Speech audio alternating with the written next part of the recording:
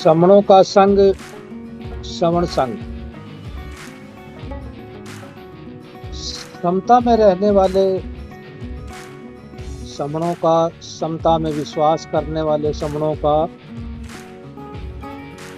और समता के गुणों को धारण करने वाले, संविधान बनाने वाले समणों का समण संग। संघ की जो परिभाषा निकलती है वो ये निकलती है कि क्योंकि संघ प्रकृति द्वारा स्थापित है, मनुष्य ने इसका अनुकरण किया है, प्रकृति ही इसकी संस्थापक है।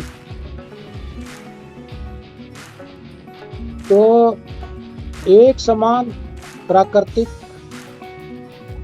जीव जंतुओं का, जानवरों का, पशु पक्षियों का तथा एक समान सामाजिक पहचान के मनुष्यों का, नियमबद्ध मनुष्यों का एक समूह, एक झुंड संघ कहलाता है। संघ का जो गुण है, जो परिणाम है, उसका ये है कि ये शक्ति, सुरक्षा, सुख और विकास का प्रतीक है। इसीलिए संघ में जुड़ने जोड़ने के कार्य को प्राथमिकता देते हुए हम पिछले 5 सालों से सभी समण भाई बहन इस प्रयास में लगे और संघ का जो उद्देश्य है वो भी समणों की सुरक्षा, सुख और विकास है। इस संघ के कार्यकलाप में हम दिन रात समर्पण और मेहनत से, लगन से कार्य करते हैं। तो वो दिन दूर नहीं है, जितना जल्दी हम इस कार्य को पूरा करते हैं तो संघ अपने उद्देश्य को प्राप्त करने में कामयाब ना हो, ऐसा संभव नहीं है। ये उद्देश्य हम जरूर प्राप्त कर पाएंगे। संघ का ये अटल संकल्प और सत्य है।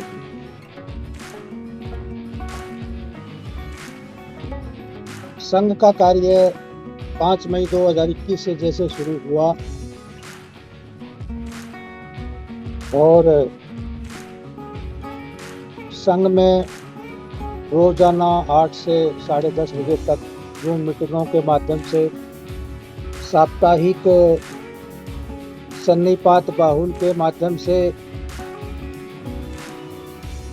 जो कि एक बहुत ही पुरातन और लाभकारी और आवश्यक परंपरा हमारी समणों की रही है। जब हम समण लोग पुरातन समय में सन्निपात बाहुल के नियमों का पालन करते हुए संघ में रहते थे तो हम सभी चीजों के मालिक थे, सभी संसाधनों के मालिक थे।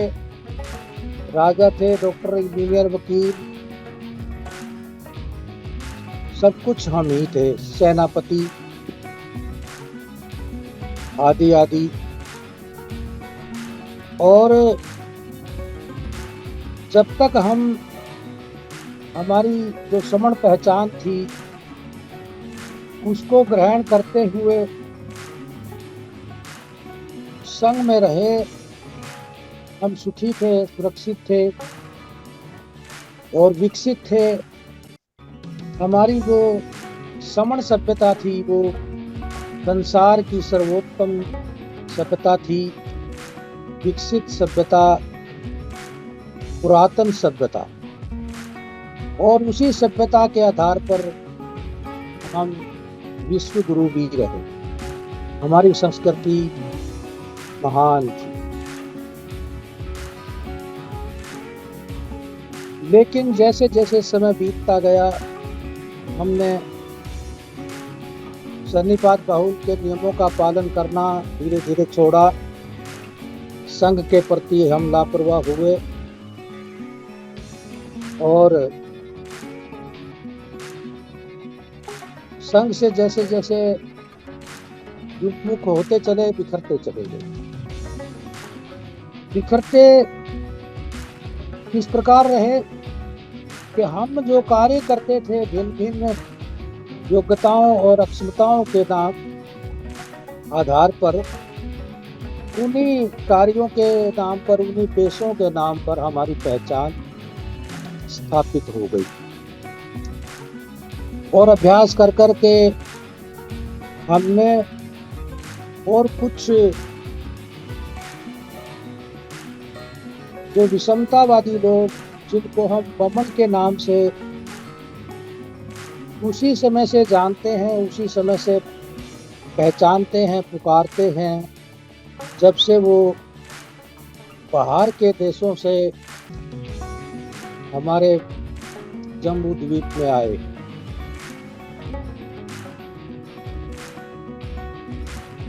उन लोगों ने भी इस कार्य में काफी महत्वपूर्ण रोल अदा किया और हमारी पहचान उन्हीं पेशों के आधार पर बनती चली गई।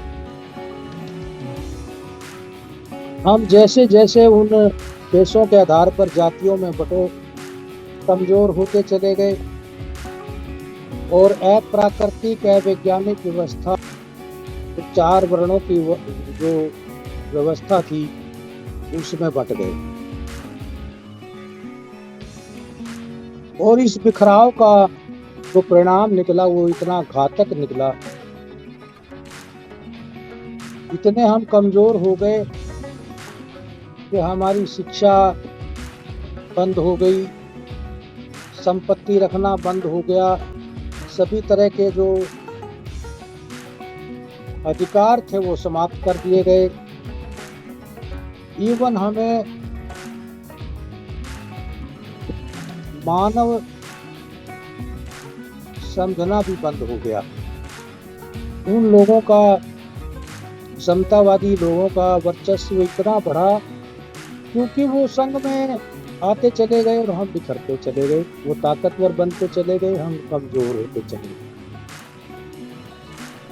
तो इस क्रांति और प्रतिक्रांति के दौर में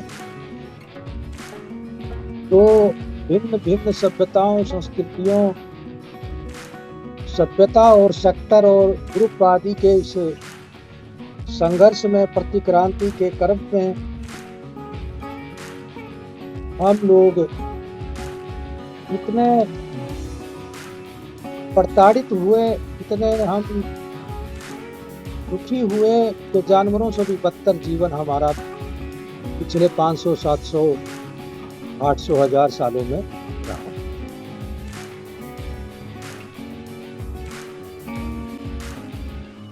धीरे धीरे समय बीता, हम विदेशियों के गुलाम हुए, जो संख्या और बाहुबल में भी हमसे कम थे। ये सारा का सारा जो अनर्थ हुआ, ये हमारे बिखरने की वजह से, हमारी समण पहचान को भूलने की वजह से, संग में न रहने की वजह से हुआ।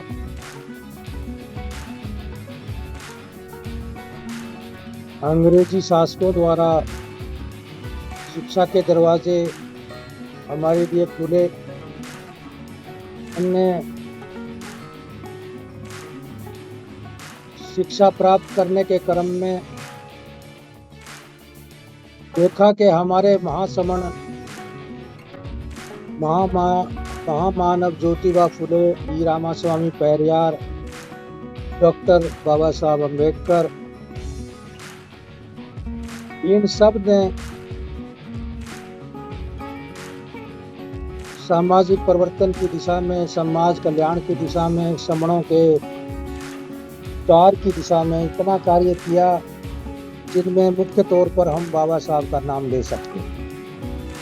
बाबा साहब ने भी हमें अपना पूरा जीवन लगाकर, बलिदान देकर अपना सुख और चैन, अपना परिवार, अपने बच्चे, अपनी जीवन संगिनी, सब कुछ दांव पर, बलिदान पर लगा दिया और हमें अधिकार दिलवाए, प्रतिनिधित्व का अधिकार हमें मिला। ये सब जो हमारा सफर है,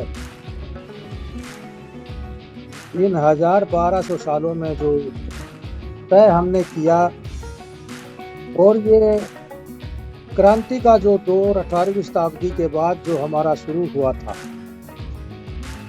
जो हमारा थोड़ा सा विकास हुआ था, वो अब वापिस प्रतिक्रांति में बदलना शुरू हो गया। और ये घटनाएं जो हो रही हैं सब हमारे समणों के साथ, ये सब बता रही हैं, ये कह रही हैं कि हमें संघ में जुड़ जाना चाहिए। इसके बिना कोई रास्ता नहीं है। अब तक जितने भी संगठनों ने काम किया वो सब फेल हो चुके। राजनेताओं से कोई उम्मीद नहीं, और हमें संघ में इसलिए जुड़ जाना चाहिए क्योंकि हमें वर्तमान में ऐसी परिस्थितियां उत्पन्न हो चुकी हैं, होती जा रही हैं कि हमें मानव दोबारा से फिर नहीं समझा जा रहा। अव्वल तो पूरी तरह अब तक भी नहीं समझा गया, लेकिन थोड़ा भर जो थोड़ा सा परिवर्तन आया था वो भी समाप्ति की ओर है।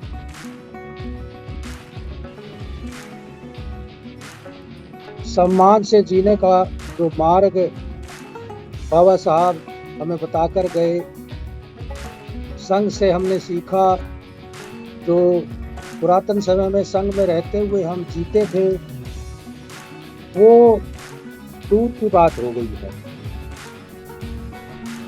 इसलिए हमें ये एक संदेश मिलता है कि जब किसी समाज की ऐसी परिस्थितियां हो जाएं कि उनकी छाया से भी कुछ मुट्ठी भर लोग अपवित्र होते हैं,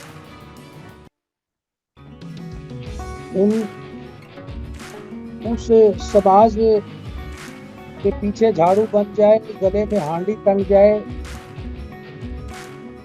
और अपने घरों से दोपहर को निकलना ही अलाउड हो, ऐसी परिस्थितियां जब बन जाएं या रही हों या दोबारा बननी शुरू हो गई हों, तो उस समाज के लोगों को संघ में आ जाना चाहिए, और वो है हमारा समर समाज। जब ऐसी परिस्थितियां उत्पन्न होनी शुरू हो जाती हों कि जिस तालाब में कुत्ते गधे पानी पी सकते हों, वहाँ संसार के सर्वोत्तम शिक्षित सुशिक्षित महासमण महापुरुष डॉक्टर B.R. अम्बेडकर जैसे सिंबल ऑफ नॉलेज जैसे महासमण पानी ना पी सकें, उस समाज के लोगों को संघ में बिना देरी किए आ जाना चाहिए। हम लोग संघ में जुड़ चुके हैं, लेकिन अभी बहुत ही अपर्याप्त अभी हम हैं।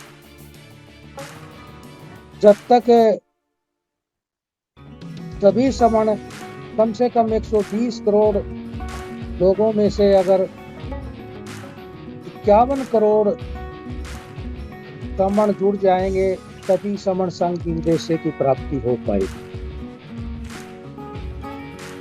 समण संघ में हम नियमों का पालन कड़ाई से जब तक नहीं करेंगे तो भी सफलता नहीं मिलेगी, क्योंकि समण संघ नियमों का बंडल है। नियम ही समण संघ के आधार है, जिसमें 10 गोल्डन नियम, अनिवार्य नियम और उसके साथ साथ जो लगभग 23-24 ऐच्छिक नियम भी हैं जो कि पालन करना उनका भी अभ्यास है। इन सब नियमों का पालन करते हुए हम आगे बढ़ रहे हैं और इनका पालन अति आवश्यक है। बाकी जो नियम है हमारे, वो हम सब जानते हैं। महिला बहनों को बहन जी कहते हैं, पुरुष आपस में सभी सर कहते हैं। अपना खाना घर से लेकर आते हैं, जहाँ खाना लेकर जाना संभव ना हो वहाँ सामूहिक रूप से बनवाते हैं। अपना अपना खर्चा, अपना अपना जो योगदान है वो बांट लेते हैं, अपने किराए पर आते जाते हैं। इसलिए संघ में चंदे का चलन नहीं है, चंदा संघ में नहीं दिया जाता। और संघ में दूसरा जो सबसे बढ़िया नियम है वो पद प्रतिष्ठा मंचमाला नहीं है संघ में। वैसे तो सभी नियम महत्वपूर्ण हैं, सभी का पालन करना आवश्यक है। तो इन नियमों का पालन करते हुए जब हम संघ में जुड़ रहे हैं, जब हम बात करते हैं अन्य समणों के साथ, तो एक सवाल जो कॉमन है वो बार बार आता है कि हमें संघ में जुड़कर क्या मिलेगा। तो हम बताते हैं कि संघ में जुड़कर हम एक दूसरे से परिचित होते हैं कि हम समण हैं, हमारी पुरातन पहचान समण है। और संघ में जुड़कर हमें आपस में सहयोग मिलता है, सुरक्षा मिलती है, और इसके साथ हम जब परिचित हो जाते हैं, अच्छी तरह से एक दूसरे के सहयोगी हो जाते हैं, सुरक्षा महसूस करते हैं, तो व्यापार भी हम करते हैं आपस में मिलके। जब एक दूसरे शहर में हम जाते हैं तो वहाँ हमारी जान पहचान होती है। देश विदेश के समणों से भी हमारी जान पहचान होती है और हो रही है। जब हमारा बच्चा या बच्ची कहीं बाहर अन्य राज्य में नौकरी के लिए, पढ़ाई के लिए जाते हैं, तो वहाँ पर किराए के मकान प्राप्त करने में बहुत अच्छा सहयोग अपनी बेटियों के लिए, विशेषकर जहाँ हम उनकी सुरक्षा और उसके लिए चिंतित रहते हैं, वहाँ आपसी सहयोग के माध्यम से हम वहाँ मकान प्राप्त करते हैं, रहने का ठिकाना प्राप्त करते हैं, तो हमारी चिंताएं दूर होती हैं।